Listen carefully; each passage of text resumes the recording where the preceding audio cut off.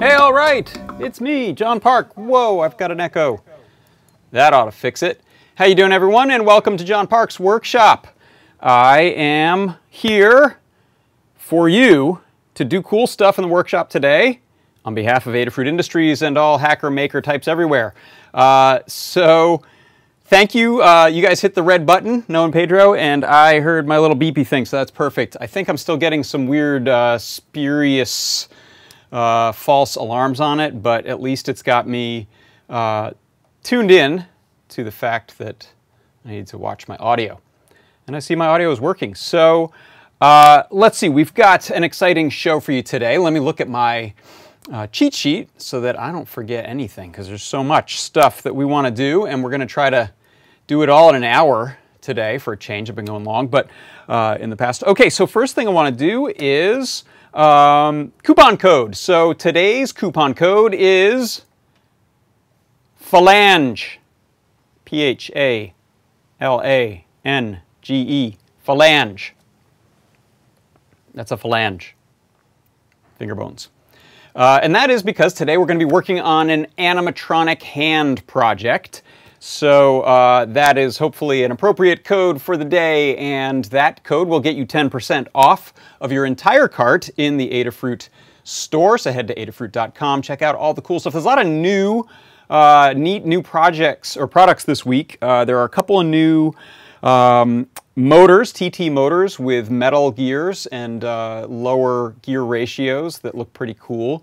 I don't have any of those yet. I have some of the yellow ones, but these new blue ones look really cool. Yes, Matambale also mentions that Phoebe Buffet's alter ego is, I think, Regina Phalange. Makes me laugh every time. Regina Phalange on the old hit television show Friends, so check it out. I'm just going to giggle about that today. So yes, Phalange will get you 10% off in the Adafruit store today. And let's see, what's next? The product of the week. So product of the week, I'm excited because this week we're going to be doing the first project on John Park's workshop using this beauty, the Crickit board, which I had to write down. I had to remember. It stands for Creative Robotics and Interactive Construction Kit. At least that's what it says on our product page. I think that's what it stands for, right? Thumbs up for phalanges. Thank you, David Smith. So if you're wondering who I'm talking to, chat in YouTube and Discord. We have a bunch of people hanging out in the chat, so check it out. Yeah, yay for cheat sheets, Noah and Pedro. So our Crickit is the product of the week. Whoa, I've just dropped it. My precious Crickit. I just got this one in the mail today, this morning, which is great timing for the show. I've had a beta board for a little while that has a different silk screen on it, but otherwise is pretty much the same. This is the shiny silk screen. Actually, it's not shiny. It's got a nice matte finish on it. Most of it, I like it. Somehow, I feel like Adafruit is making green PCBs cool again with this one. Isn't that wild? Green used to be so kind of overplayed, and we've had a lot of cool black boards and blue boards and red boards and white boards over the years from different companies. But this is a really nice looking green board, the Crickit. And it's on theme there with the green for a Crickit, right? It jumped. It did jump right out of my hand. Ridiculous. So, product of the week is this little beauty. Go to that website, actually, adafruit.it/3039 or adafruit.com/product/3039. We'll get you to take a look at this, the Crickit board. So there are going to be at least two Crickit boards. This is the first one, and this is the Crickit board that is designed for the Circuit Playground Express. If my USB cable is long enough, I'll show you. This fits on right like that, and it screws onto these headers, biscuit-like. Biscuit is a name I tried to get into circulation. Cookie and Biscuit were my two attempts at naming these sort of add-ons, since we've had shields and hats and fats and things for different boards. But I don't know if Biscuit's going to stick, but it does look a little bit like a cookie or an Oreo trademark. But anyway, this is a board where we get to plug in a Circuit Playground Express on top. There will also be a Feather board coming up, and maybe some others. I'm not quite sure about that. But when you add your Circuit Playground Express to the Crickit board, you screw on 6 of these terminals using standoffs and screws that are conductive, and those go to ground, V-out power, the serial data and clock lines for I2C, and I think audio 0 so that we can send audio out. The I2C, the SCA and SDL lines, those take care of communications of everything. So what the Crickit is a sort of coprocessor board, among other things. It has our Seesaw, if you've seen our Seesaw product before. It's a little add-on board that gives you I2C communication to a bunch of peripherals. So this adds 8 analog ins and outs. We're going to look at that a little later. It adds 4 capacitive touchpads, and then the sort of big juicy robotics stuff for this is that it has a set of drivers for driving motors, for driving multiple PWM, so 4 servos, 2 motors, or a bipolar or unipolar stepper motor. And then we also have this kind of catch-all section called drive, and that's for any coil types of devices, so solenoids that you want to trigger. You can also drive, I think, a unipolar stepper off of this one. I might have those mixed up. Bright LEDs, anything that you just want to send 5 volts to, you could do over those. And I'm trying to remember, I haven't used those yet. Actually, I've fired a motor up over that, but I haven't tried a solenoid on there. But it does take care of the sort of collapsing magnetic field current protection that you need when you have magnetic coil things that you're driving from a microcontroller. It's also got a NeoPixel out on it, which has a shift register so that it is 5-volt data, even though this is a 3-volt board. So that takes care of problems that you've probably seen before on long strands of NeoPixels. If you're driving them from 3, you can end up with weird results. This solves that on that NeoPixel line there, and we've got a little audio amplifier on there that allows you to get some nice sound out of slightly bigger speakers than the typical little teeny onboard one. What else? It's got a 5-volt in, and you can power all of the things that are your motors here, 5 volts and below. It also powers the Circuit Playground Express and sort of safely splits those two logic versus power of motors so you don't brown out the board so easily. Anyway, this is a super, super cool product, and we're going to use it today to build our animatronic hand. So that's the product of the week. Now, the next thing I wanted to do is take a look for a little bit at, let me jump ahead in my setup here to tools and techniques. So I'm going to head over to the workbench in a second. What we're going to look at is a couple of ways of doing hinges with cardboard. So we're doing cardboard month here, or a couple months leading into our next AdaBox, doing cardboard and robotics. Great prototyping and even final build material. And you're probably used to boxes and structures and things that you can make from cardboard. They make really nice enclosures. I've done a few projects with them as enclosures. But today what we're going to look at a little bit is motion of cardboard. So there are 2 types of hinges we're going to look at. One is called a living hinge.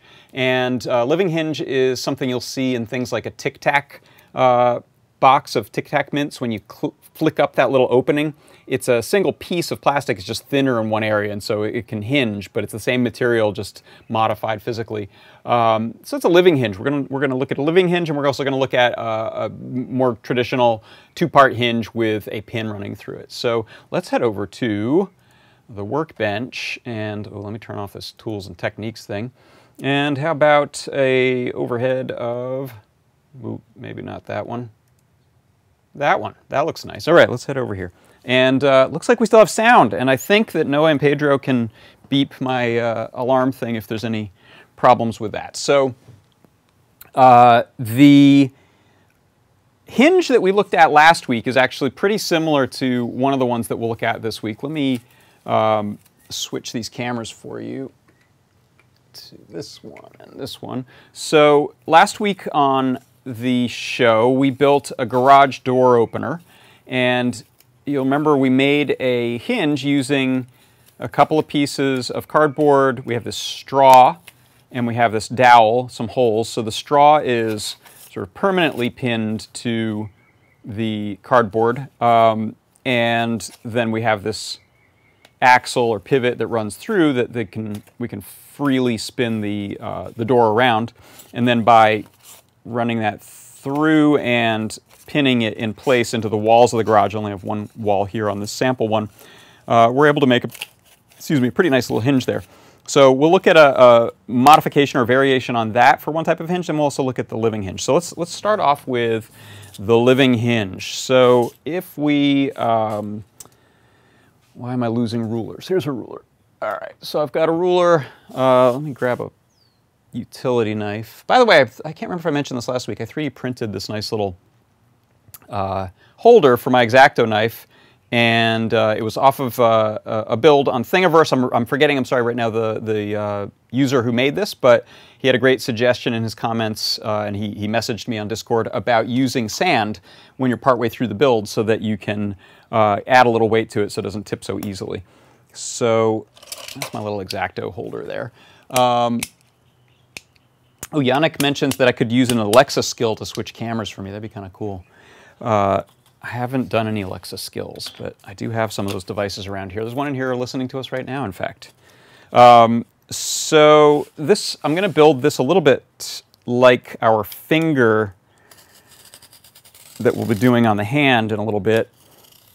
By the way, you'll notice I flipped this mat over so that it doesn't freak out the autofocus on this camera, so I'm able to use autofocus again instead of having to manually focus it. Because last week that thing was a little bit out of focus, even when I thought I'd manually focused.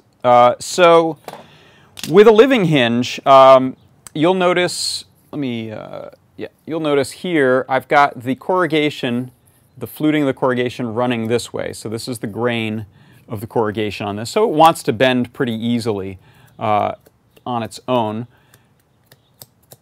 So corrugated cardboard kind of naturally gives you a living hinge, but if we want to enhance that, or if we want to go against the grain, one way that we can make a living hinge with the corrugated fluted cardboard is, let me switch to this camera, by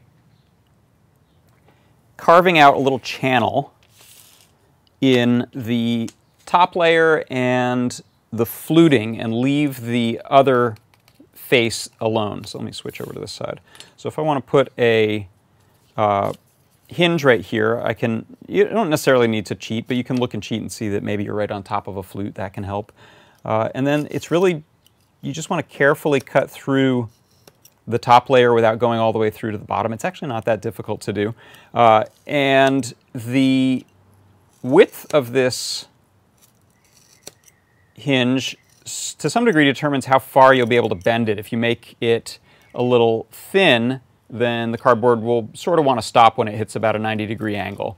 If you need it to bend further, you can create a wider channel. So you can see here I'm able to just lift out this little piece here. I'll grab my X-Acto and see if I can show you. Here's the fluting, which did not yet get cut out. You might not need to cut that out. You can try leaving that in.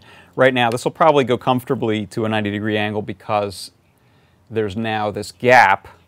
Let me put a little orange behind there. You can see we have that gap there, which means this top face here, where we cut out a piece, that basically stops when it hits 90. It kind of hits there. Now it's cardboard. It's going to bend. You can push it further if you want. But that's a pretty decent living hinge. You see it naturally bends and remembers a bend, so there's a crease here that's going to continue to be formed, so it doesn't really want to pop back to a straight position, which will be an issue with our hand. So I have a technique I'll show you to deal with that. But the flex in here and the deformation of that cardboard allows it to bend pretty nicely. We could go back really easily as well. So this will go full 90 or 180 in this direction, right? And it goes about 90 in this direction. Now, if we want to bend further without folding and deforming it too much, we could cut out a slightly bigger channel here so that the cardboard isn't colliding with itself. A lot of the stuff I'm doing here with cardboard is reminiscent. I used to be a character technical director building character rigs in animation, and when we would deal with things like elbows and fingers, you can see we have a similar issue where there's a bunch of deformation of meat and stuff that you don't want bulging out or acting unrealistic. You have to preserve volume, but there are also creases and things, and you need a nice sharp edge back here.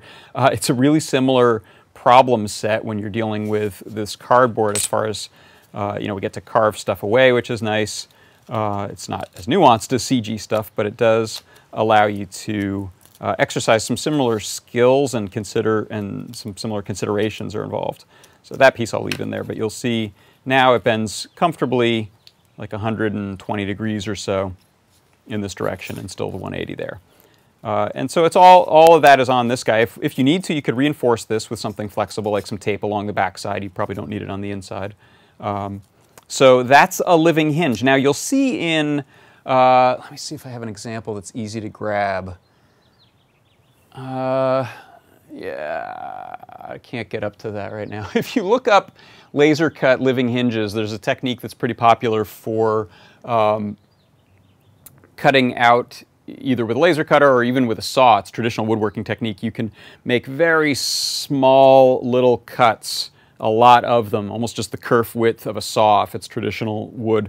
And the wood will bend enough around those sort of zigzag patterned cuts, and you'll see this a lot done to make Baltic birch plywood bend in laser cutting stuff. We don't really need to go that extreme here in this case. If we want to go against the grain, let me cut this. It's the same principle, but you need to be, I'm going to make it a small piece, a little more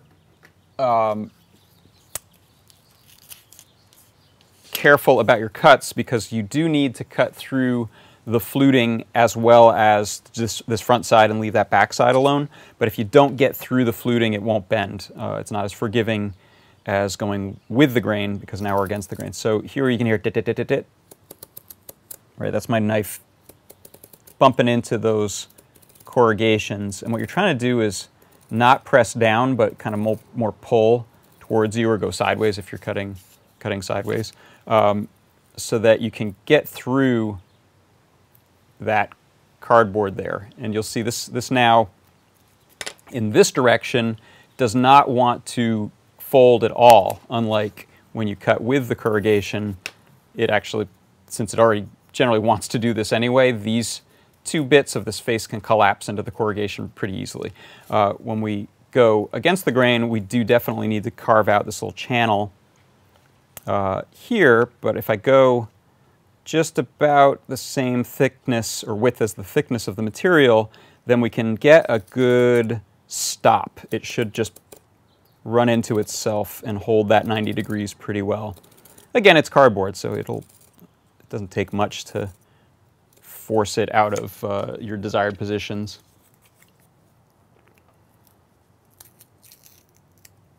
And so this stuff, right, a little harder to dig out, because we're going to hit every other little bump in this flute is glued to the facing piece on the bottom there.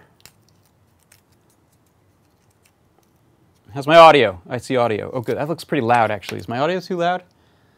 I'm seeing it really peak. Let me just turn that down a little bit. I notice sometimes when I turn my head, if I'm pointing my face at the mic, it really goes loud. There's a little bit much gain here. This is 0 dB, about 2, 2.5, 3. There we go. Let me know if I'm yelling at you. Okay, so here now you can see I've got almost a 90, and it's stopping here at about 75, 80 degrees. And it very much resists compared to going with the grain direction. So that's a couple of ideas on living hinges. And then I mentioned a pinned hinge. So if we, yeah, we'll keep this in the close-up camera. Let's make a nice little neat miniature hinge for ourselves here.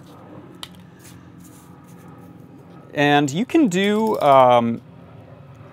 traditional hardware. You can buy little brass hinges. Whoops, this is not a very sharp knife. Oh gosh, let me snap off a piece of this blade here. I'm gonna put on some safety goggles first, because we really don't want a razor in the eye.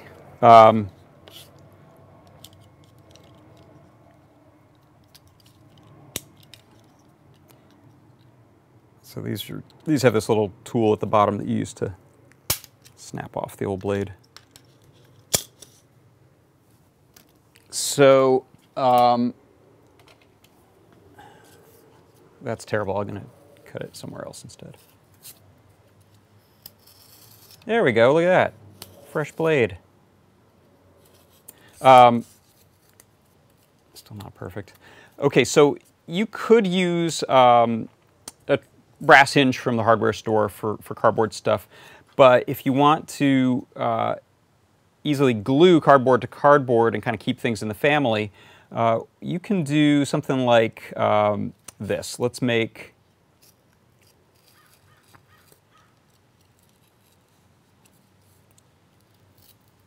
a couple of cuts. We're basically replicating the style of hinge you'll see on a door.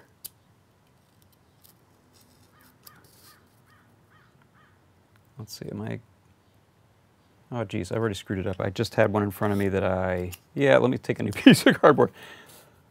In a second here, I'm going to show you the one I just made because I'm confusing myself. All right, so how about like so. Oh, and what's important here is that we're going to use the fluting as our hinge pin. What's the word I'm looking for? It's where we're going to drop the hinge pin down through. So we want to go with the grain in this direction. Like so. And we'll do, how about just a single? This is kind of small, so we'll just do a single hinge. But you can do double and triple if you want. I'm exaggerating this depth here. You don't need this much depth on it. And you don't necessarily have to make a separate hinge that you glue onto things. You could also make a hinge as part of a larger piece, like a door, a lid, and so on.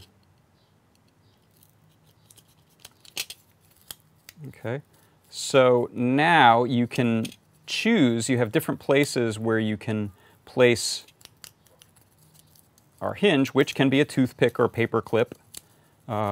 I'm going to grab just a paper clip that I've straightened out already, and we can run that through. Let's say we need a lot of clearance here, so we'll run it through like this. Okay, you can't get too close to the edges or it'll tear out. But you can imagine the longer this is and the more repetition of these points that you go through, the better. Let me move this over one because that feels tenuous. And then you can simply fold your paper clip, if I can get a hold of it, back down so it doesn't fall through. And you can clip that or leave it in place. Let me just grab some cutters in this case so that you can get that stuff out of the way. And close my eyes while I cut that. There we go. Hopefully that's bent over enough to not fall out. And so there you have a nice neat little hinge which you could then glue on. So might as well take this all the way when I've got my hot glue gun fired up. So one. And let's see. Oh, so here I've got, this will run into stuff. So this is if we needed that clearance. So I'll leave a little gap here, or you can run it right up next to it. And we'll let that cool. In a little bit, this isn't a good place to use it, but in a little bit I'll show you a cool technique for cooling. Pardon the pun there. A cool technique for cooling off your hot melt glue.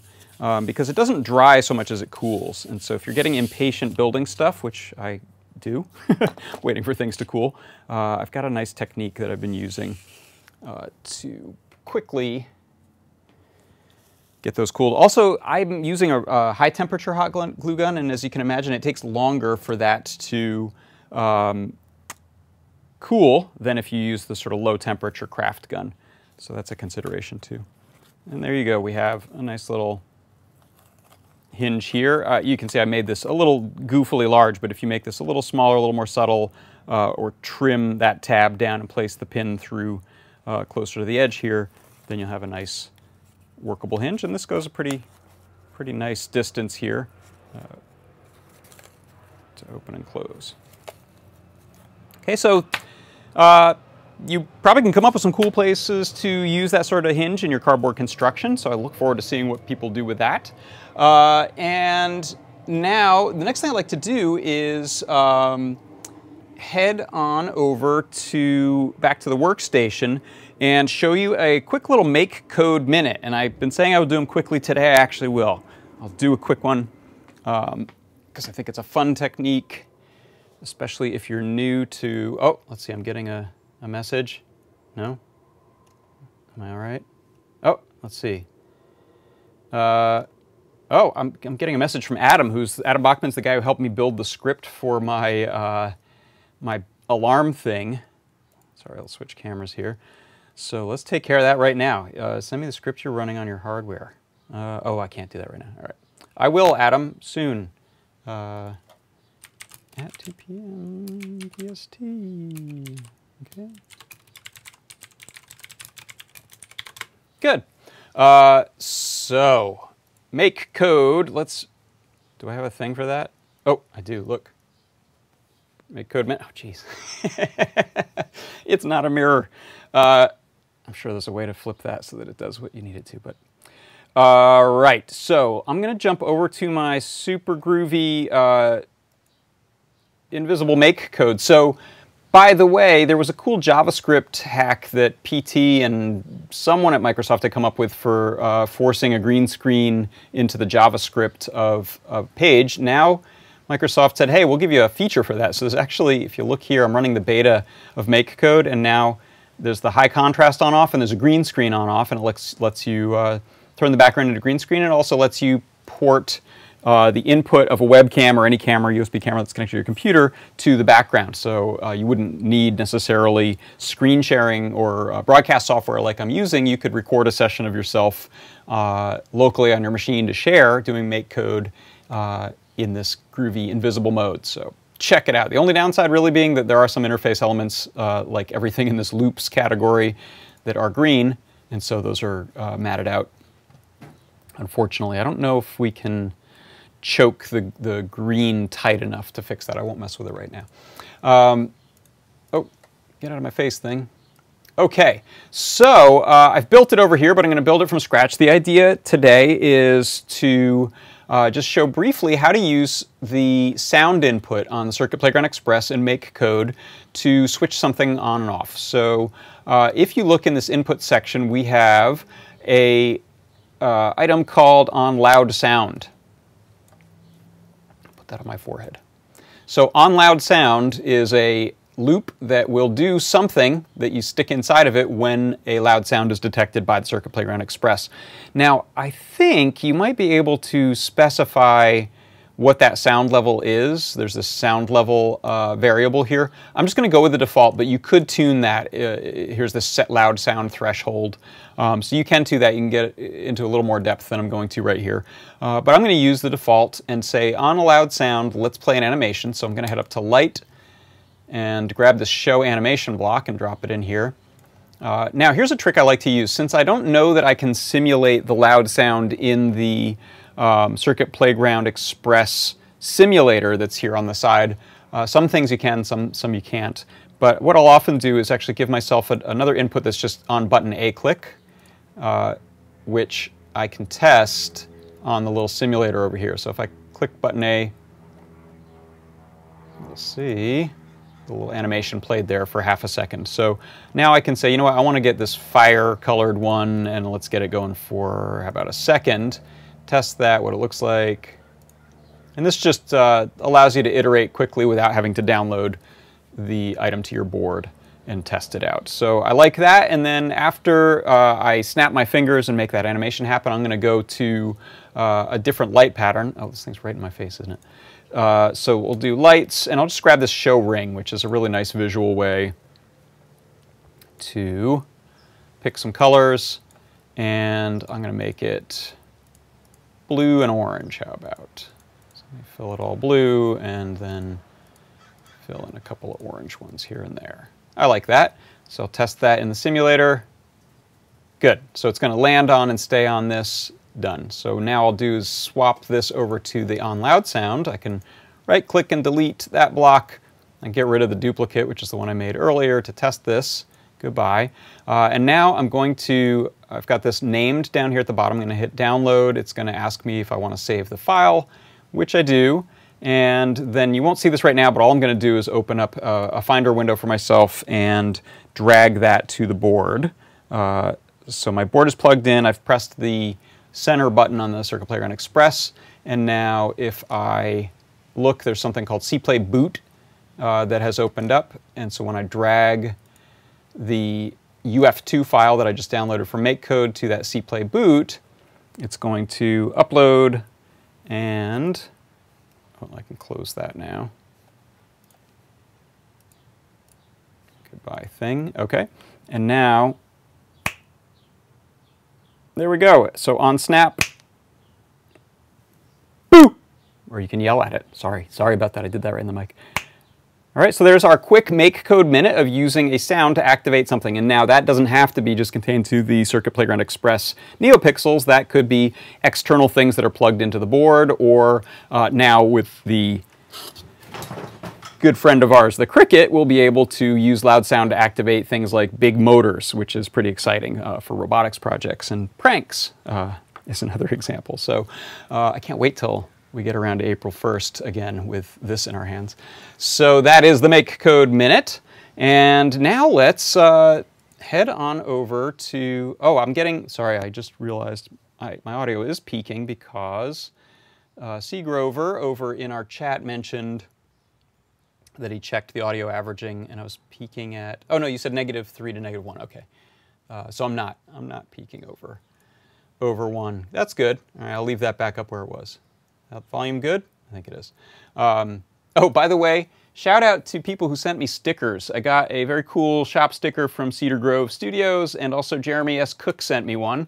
And I shelled out my money to get a nice one from OK Alansky, our good friend who makes the synthesizers. Oskitone is another name he goes by. He goes by a lot of names. So anyway, my sticker collection behind me there is growing. So if you've got a cool shop sticker, it's a whole thing. Look it up. It's a whole thing among workshop people. Super cool. I also have a locker back there. I don't know if you can see it. I've got a locker covered in stickers. That's where I keep, oh yeah, you can see the very edge of it right there. There's a Beastie Boys sticker. There's a mustache brand of something or other sticker. Yeah, I've got a couple lockers back there with cool stickers on. Okay, so enough sticker talk. Now let's go and project build, right? Let me turn that off. Let's head back to the workstation. I want to show you here. Let me show you. So you might have seen this. Yeah, let me go over to the workbench. Main cam and overhead. All right. So what's our time look like? Hey, not bad. 1:38 my time. So our hinge is in good shape now. It's cured. And you could throw a couple of pins through that one spot if these are a little thin. Oh, dropping the pin. Or I think a toothpick would actually be better. I just happen to have any right here. So let's set that off to the side. Let me grab my Crickit board. So I have programmed a Circuit Playground Express. Let me put that on the Crickit now. So I've been showing you the Crickit on its own. And it's actually designed to have the Circuit Playground Express on top. So I'm going to set that on there. Just hides that beautiful silkscreen logo, which is too bad. And let me screw that into place. So we've got these nice brass standoffs on here, so you have a good connection electrically. Let me zoom or focus that real quick. And like I said, we're going to make connections to our, oh, am I doing this upside down? Yep. Watch that. That's the one thing to watch. The names are on there, so I wonder if anyone in the chat was like, no, no, no.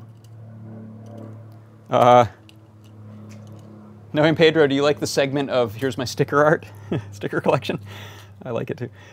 So if you pay attention, which I wasn't doing, we have Vout, A0, and A1 NeoPixels listed on the board here, and ground SCL SDA listed here. So you just want to match those up like this. We have a micro USB connector at the bottom of the board here, by the way. It says seesaw only, so that's actually how you program the firmware of the Crickit if you need to. It's not something you'll need to do very often, but I've been using some of these early release ones, and so as the firmware gets updated, I've been uploading to that. But you actually upload to the Circuit Playground Express as normal with its own micro USB. And then, like I mentioned, once you've got stuff programmed on here, you'll use the DC jack, barrel jack there to supply power to both the Crickit and the Circuit Playground Express. By the way, the sticker segment also reminded me that I wanted to mention my t-shirt here today is in honor of Maker Faire, which I can't attend this year. I'm very sorry. It looks like it's going to be a fun one, and I'll miss everyone. So if you're going to Bay Area Maker Faire, say hi to everyone for me. I have some family plans, so I won't be heading up there, but it looks like it's going to be a fun one. I'm especially bummed that I'm going to miss Keyboard Money Mark, who is going to be doing a, Mark Nishida was the keyboardist forever for the Beastie Boys and is an amazing musician.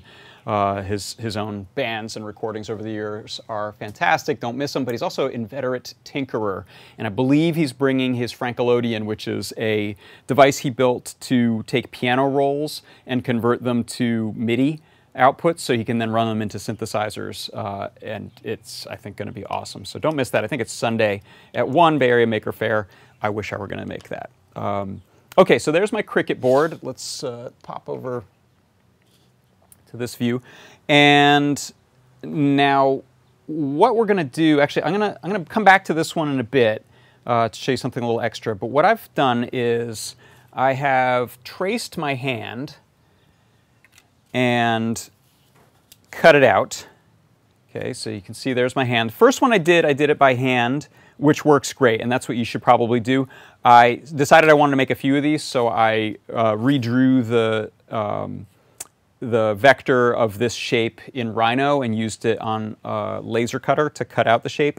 And I also put some little score lines. You can see them here. So where there's like little dark lines, that's where the joints should rotate, where the hinges should be. And then I didn't cut very far into them with a laser because that can be a little tricky to control. I didn't want to go all the way through and excise the phalanges there. So those are just a note to myself of where to go back through and actually bend. You could cut out. I don't think I will on this one. Maybe I should. We'll see. But that's where all the bends are going to be. And one thing you'll see, if you just trace your hand, don't make your bends right here where you see that crease in your finger. This is another tip from coming back to you from my days in CG animation.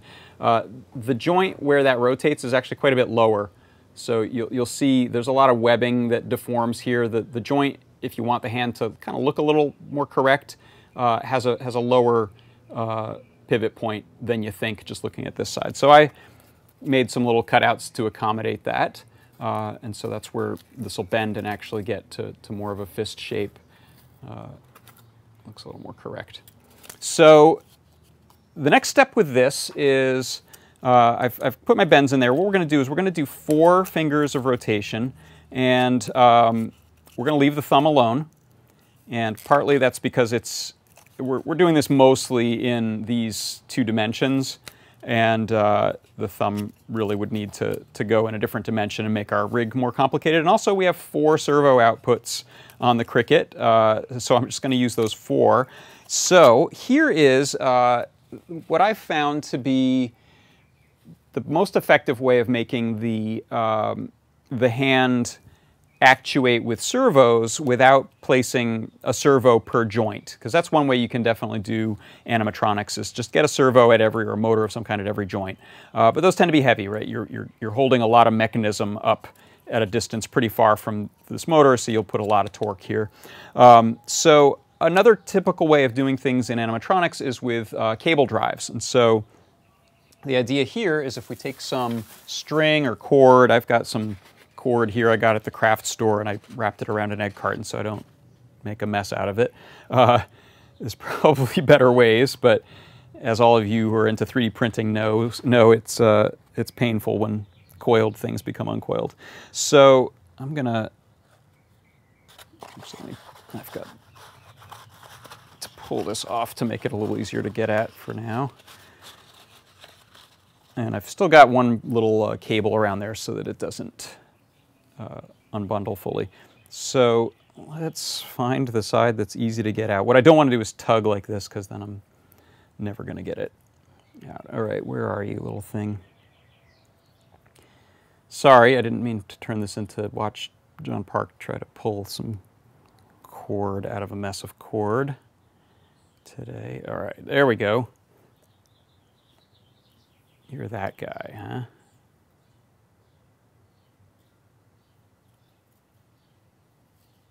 There we go. Okay, this will be enough for what we're going to do with this one, because we'll cut ahead in a minute. That should be good. You can also take a lighter or another heat source to melt the end so it doesn't fray. This is a nice sort of a, I don't know, polyester covered cord. I think there are strands in the middle, sort of like a lightweight paracord, like a miniature paracord. So what we want to do is we want to pull on these digits with our servo to pull them down.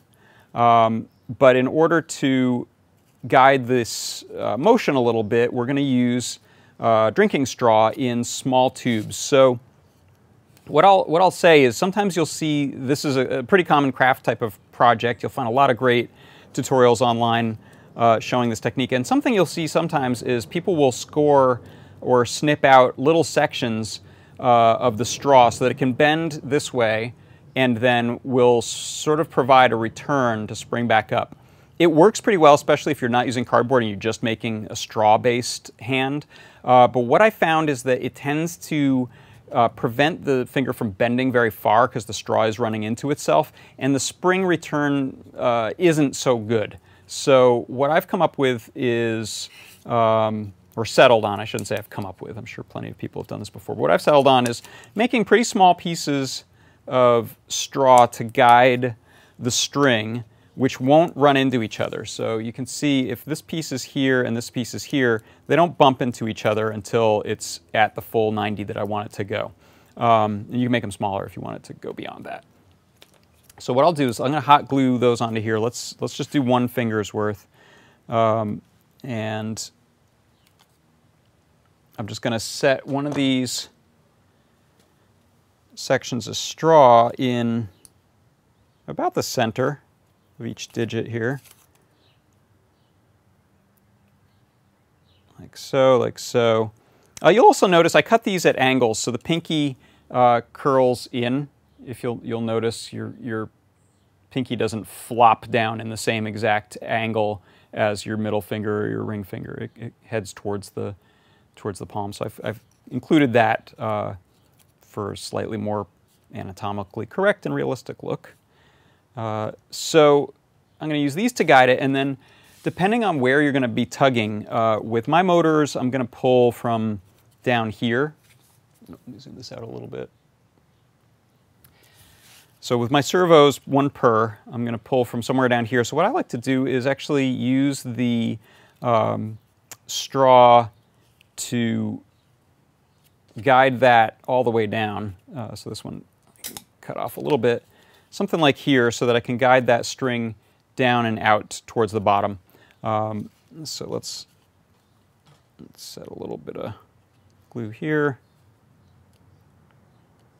And just try to keep it all on the axis of the finger, roughly. So now what you can do is run that string up through, and then you can either poke a hole through the cardboard up at the top and run it through the finger. I'm going to grab some tweezers, which makes life easier with these. Or you can just glue it to the back side of the finger. Depends somewhat on the aesthetic you're going for. You could tie a big knot at the top. That's another way. I'm just going to flop that over like that and glue it down. It's maybe not the most attractive way, but it's pretty expedient. Okay, so I mentioned I was going to show you a cool trick. So that is going to take a while for that to cool. So what I'm going to do is take an air duster and hold it upside down and aim it away from my finger because it will freeze you. And I shoot that juice on there, and that stuff freezes it real quick. Boom, that is cold and not going anywhere. Let me show you in the close-up cam here. You see that? That's frost. That's going to go away. Hopefully I'm not killing the environment or myself by doing that, but it's a really effective way to cool this off. Maybe you don't want to bring this technique into the classroom, I don't know, but it works really great in the workshop. So use at your own risk, but that is now dried 10 times faster than it would otherwise. So now you can see, let me zoom back out here. I'm going to check the chat to see if anyone's yelling at me not to do that. Okay. Oh, that's cool. One of our chat people said they broke their left hand and they're optimistic it's possible to replace it with a 3D printed one if it comes to that. Wow. Yeah, there's a lot of great work being done in prosthetics of all kinds, but particularly interesting right now is inexpensive 3D printed prosthetics. Okay, so you can see here I'm getting a pretty good pull. It doesn't return very well, and it actually is favoring one joint. And that has to do with my cuts here. So let me pretend I didn't do that. I'm going to go and I actually am going to cut a little bit of a channel right here, like I showed earlier in the living hinges section. Go this camera. To encourage that to bend. So you can see you can actually guide a little bit what the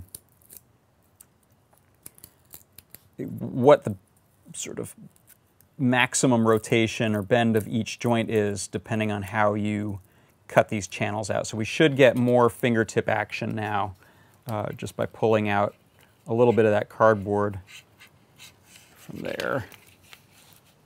So see how that fingertip goes pretty quickly now. And so let me get this middle segment as well. Yeah, I forget where I saw that technique. It might have been, I think Gareth Branwyn, my good friend and fantastic author who writes for Make Magazine, among other places. He did a roundup of hot glue tips at one point. I think he might have been the one who mentioned using the compressed air to cool it. Either that or I heard it somewhere else and I told Gareth about it. I can't remember. Gareth, by the way, has a new book coming out on tips and tricks for the workshop, and it looks awesome. I've read an advanced copy of it. Okay, so that's pretty good. Let me switch cameras again. So here we have a pretty nice motion, but you can see it doesn't want to return very well. It kind of stays here, and since what we're going to be doing is not like a push and pull with a servo, but just a pull and a release, we want that to spring back. So I tried a bunch of different techniques, and something that I found to work really well is taking a rubber band and cutting it into a sort of like a tendon or a muscle that applies some tension that causes this finger to want to return somewhat straightened with the elasticity of the band sort of in counterpoint to the pull of the string. So again, I'm just going to glue this end on this end. What I'm going to do is poke a little hole through here so that I can pull a knotted rubber band through. Let me go to the close-up cam. And that'll allow me to tighten it or even loosen it if I need to at a future point. It's a little difficult to just get it right the first time if you glue both ends down. It's not impossible, and certainly if you're trying to do this in a workshop, in a classroom, use tape. It'll work. Maybe put a knot in and then tape. But if you're trying to refine it a little bit, it can be worth giving yourself one place to adjust this, and then you can tape it up at the top or glue it up at the top. Come on, thing. There we go. So I'm going to glue this at the top here, and then I'll tie it at the other end. So again, blob some glue on there. Hot glue is pretty amazing because gluing to rubber is not super easy. And I'll freeze that.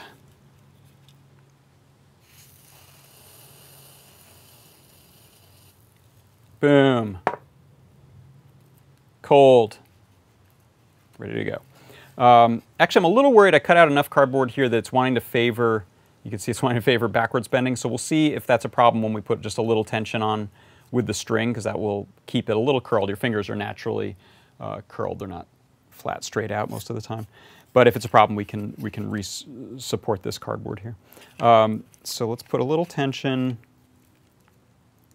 here. So I'll say that's my resting pose of that finger, and I'm just going to loop the string around here a couple times just to keep that from going anywhere. That's a temporary thing. You don't need to really worry about that. Oh, I got to get that a little tighter.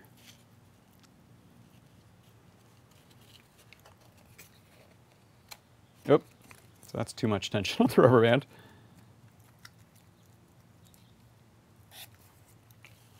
Yeah, I think I cut out a little too much cardboard from there. We'll see if we can fix that.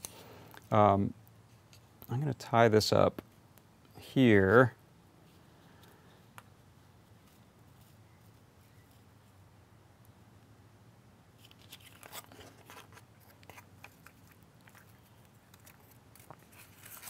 Let's get this string out.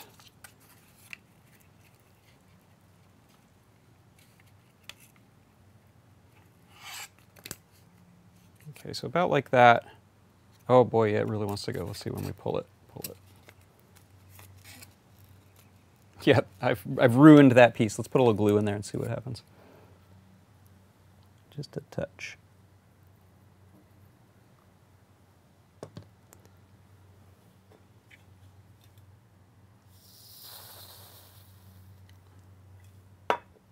You probably want to buy those air cans in bulk if you're going to use it this way, because you'll run through them quickly.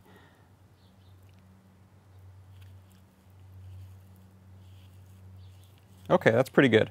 So you can see now it's returning pretty well. It's got some curl to it. Oh, and I want, yeah.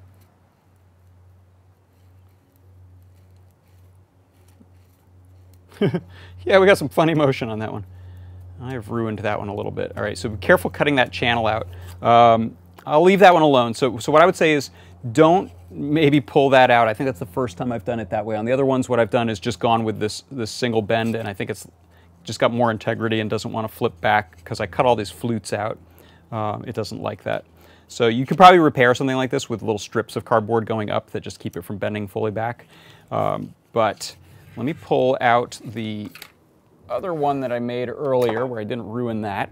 And I'll show you. So here we have, this is sort of my natural resting pose. See this middle finger, it does not have the rubber band, so it's a lot floppier. You can see it kind of wiggles just on its own a little more. And if I pull, that's one of my servo lines, it returns really nicely if it's got the rubber band on it.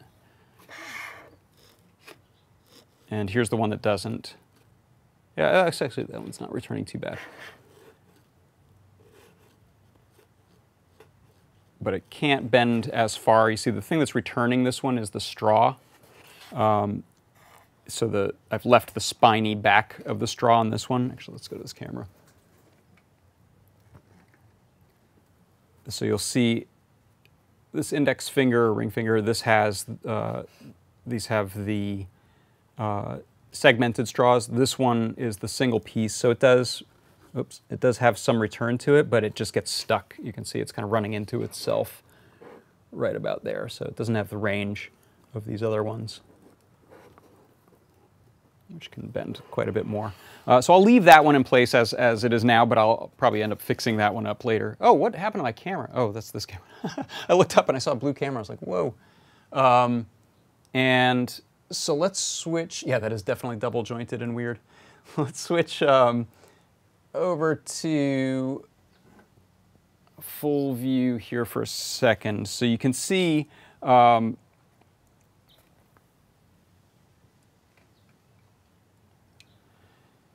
if you look at these two views, oh, how did that one become the big one? Oh, I guess that's fine. You can see I've got these 4 servos that I've placed into the box, and I just cut out and shoved servos down in there. And then later I went through and added a couple of the screws that come with the servos to attach them so they stay put. And then I've run my string from the top, just like I showed before. And then here I'm just hitching these kind of like you tie off a boat if you've ever done that, or like a flag line, something that goes through a little cleat.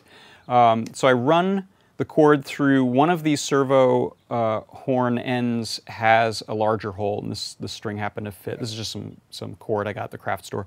So I ran it through one piece, and then I just wrap it. Let me set this down. Just wrap it like this and put a twist in it before you put the last one, so that it binds, and you can pull that string. This is really slippery string, so it doesn't want to stay so well, but that should be good enough to hold it. You could add like a dab of glue or something if you need, but that should hold it without it slipping out. And then what we'll do is we're going to pause there for a second. Hey, look, it's got a face. And let's head over to the workstation, and I'll show you the code that I'm running on here, which is right here. Where is that window for me? There we go. So I won't go through this in huge amounts of detail, but let me scale this up so you can read it a little better. You can still hear me? Yeah? Okay. Sometimes when I switch these views, you lose me. Let's go down one size. So what I'm doing is first importing, this is in CircuitPython, and I'm using Atom here to program, and then I'm uploading to the board just by saving the file. And I can use the REPL inside of Mu to look for any errors. So here I'm importing some libraries. Some of these I don't actually need for this, but they were left over from me just starting with some demo code that Lady Ada had written. But you can see I'm using the, thank you Seacrover, my audio is still good. You can see I'm using the Seesaw, Adafruit Seesaw object to import the Seesaw board and all of its I/O expansion that it has, as well as its PWM output that it's got. And then from the motor library, I'm importing servo. Lets me talk to servos. We're using I2C to talk to the Seesaw itself, so I have to import that. The Seesaw gets instantiated just as this thing named SS.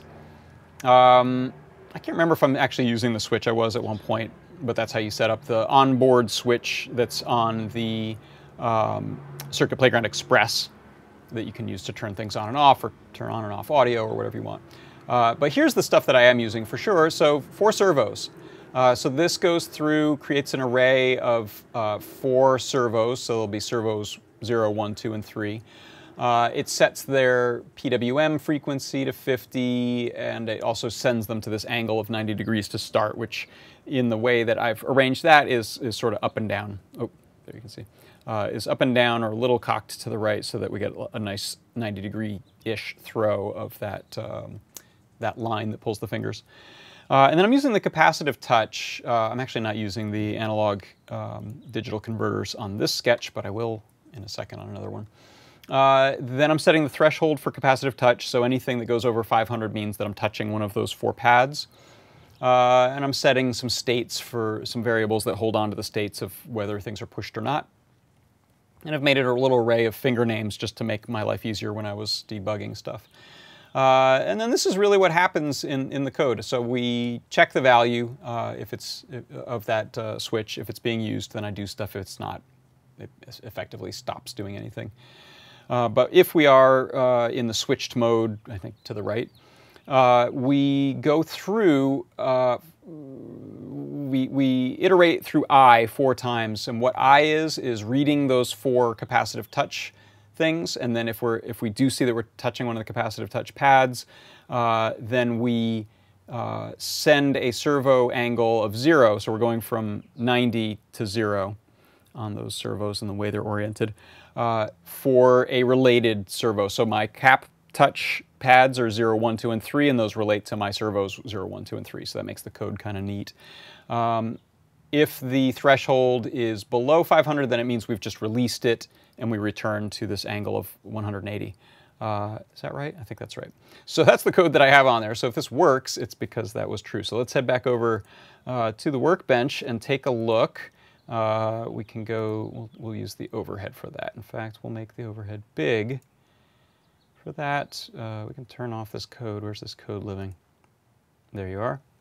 And how about that in the corner? All right. Boy, that looks like a weird spider smiling at you. I'm using some of those screws from MakeCode to screw this hand down. Remember last week I showed some of these techniques for bracing things. So I've made like a little support with a little corner brace to hold my hand onto there. So let's zoom out a bit and tilt this so you can see it. If this is all working, yay! So you can see what happens to the servo when I touch that first pad. All right, so it's rotating. This totally looks like a crab or a spider from this angle. So it yanks the string down a little bit, and then you can see I'm running through. I punched some holes in this little wrist piece, and then those run. This is like the carpal tunnel. Ew. Runs up through there and into our phalanges, into the straws to pull that down. And you can see I've got that kind of nice inward bend of the pinky. And there's the next finger. That's the one that doesn't, oh, that one's got a very slack line. That one fell out. I was going to say, it's not that bad, the straw.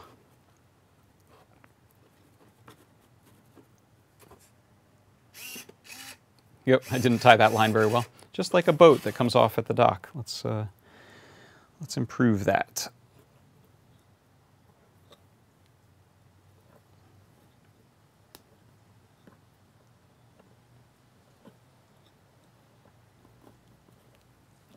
There we go. And last one. So you can see from the side we'll get our nice angle on that finger. We can throw up the horns. And we can also run through them like you're tapping your finger. They respond pretty fast. That's one thing about servos, they're fast.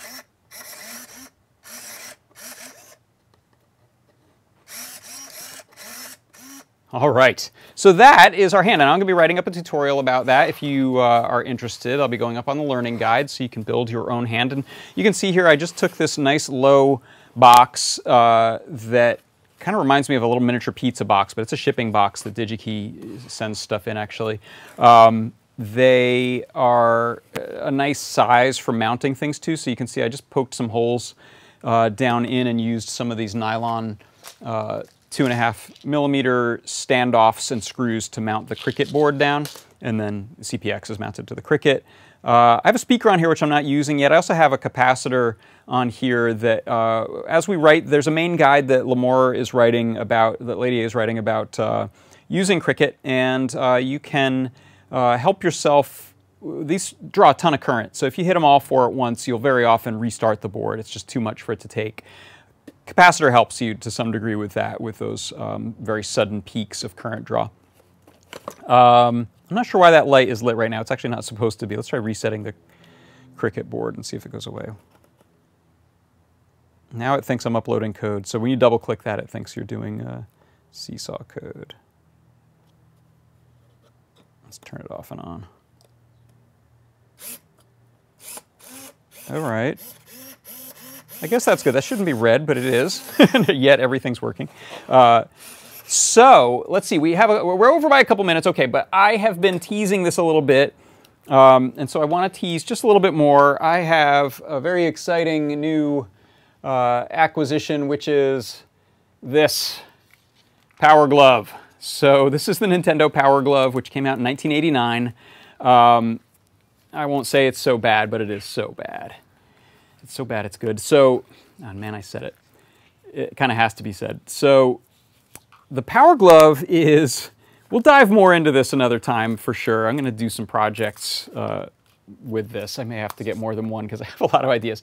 But the Power Glove it's bananas. So, among other things, it has a ultrasonic sensor. And so it listens to ultrasonic waves coming from a set of 3 positioned speakers that go around your TV set. And so it can tell its orientation in 3D space and position based on that proximity, which is really cool.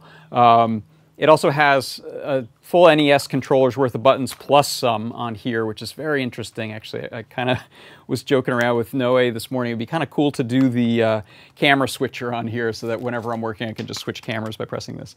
But it also has flex sensors in it. So inside, underneath the glove, there are, I think there are actually 4 flex sensors. I had heard 2 and then 3, but I looked a little closer, and I believe there are 4 in here. Matt Meckley did a cool Instructable years ago on turning his into, I think, a Bluetooth gaming controller. And yeah, sure enough, I see 4 flex sensors in there. So if you're not familiar with flex sensors, this is a flex sensor. See that? And it works like a variable resistor. As you bend it, the resistance increases. So what I've done is I've wired it up like a voltage divider here, and I'm going to slide my own so that I'm not having to take apart this this glorious Power Glove, at least not now. I'm going to slide a flex sensor in to the Power Glove, and then I've pre-programmed this Crickit here. I think it's time to switch cameras. I've pre-programmed this Crickit with some code that checks the first analog in. So we have 8 analog inputs on these, and it reads the value that's going to be coming from our flex sensor. So you can put potentiometers in there or any other kind of analog input. It also do digitals, but I've got it set up for analog read right now. So it's going to read the values on that, which I was able to plot inside of the REPL in Mu to look at.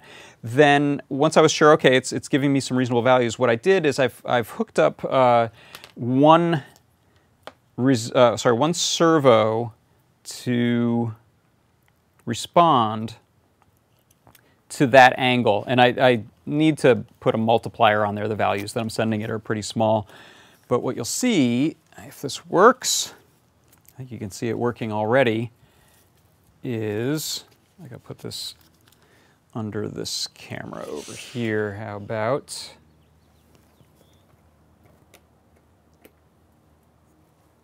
Okay, so what you'll see now is, whoa, as I bend my finger of the Power Glove,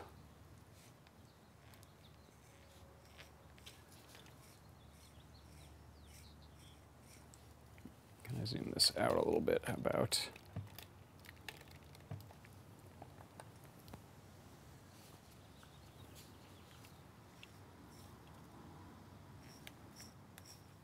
So you can see I need to add a multiplier to that because I'm just doing very small values right now, like a few, I don't know, 30 degrees or something like that.